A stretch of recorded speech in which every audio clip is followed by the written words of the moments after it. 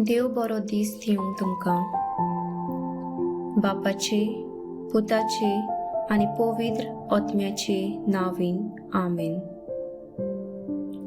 मातेवाचो 24:17-1-9.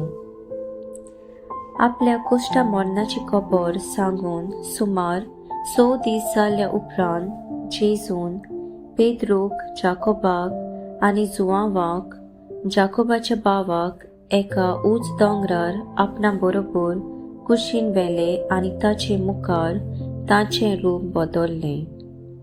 ताचे मुखामोळ सुर्यापोरी लुकलुकीत जालें आनी ताची आंगोस्त्रां उजवाडा पोरी धोवीफूल जालीं. अवचितूच मोइसेस आनी इलिजा जेजू कोडे उलयताले ते तांकां दिश्टी पडले. तेन्ना पेद्रून जेजूक म्हटलें, सायबा, आमी हांगाच रावल्यार सोबूर बरें. तुका खुशी जाल्यार 3 तोंबू हांगा हांव उबारतां, एक तुका, एक मोइसेसाक आनी एक इलिजाक. तो उलयता आसतनाच एका पोरजोळीत कुपान ताचेर आपली सावळी घाली आनी कुपांतलो एक ताळो असो आयकूंक आयलो, हो म्हजो पूत, खेरीत अपुरबायेचो.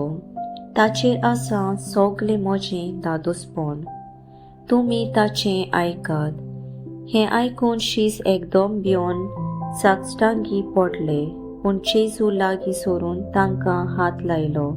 ताणें म्हटलें, उठात, भिवू नाकात.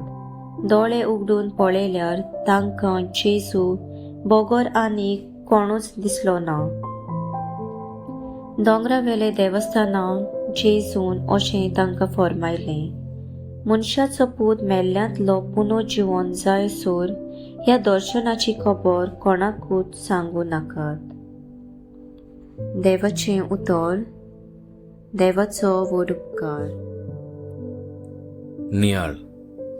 जेजूचें रुपांतर एक मोहिमेची आनी कुशालकायेची घडी हें शिसांक समजलें.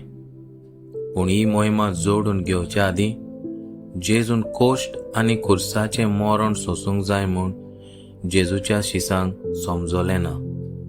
पेद्रून अणभवलोली कुशालकाय दवरूंक रावंक सोदतालो, पूण जेजू ताका दिसपट्या आट्या विट्या फुडो करूंक आव्हान करता.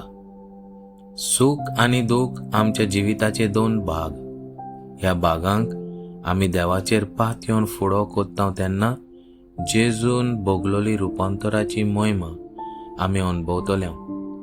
जशी आमी सुखाक लबधता तशी आमच्या जिविताच्या दुखांक परवशान फुडो करूंक जेजू आमकां आदार दिता. आमेन.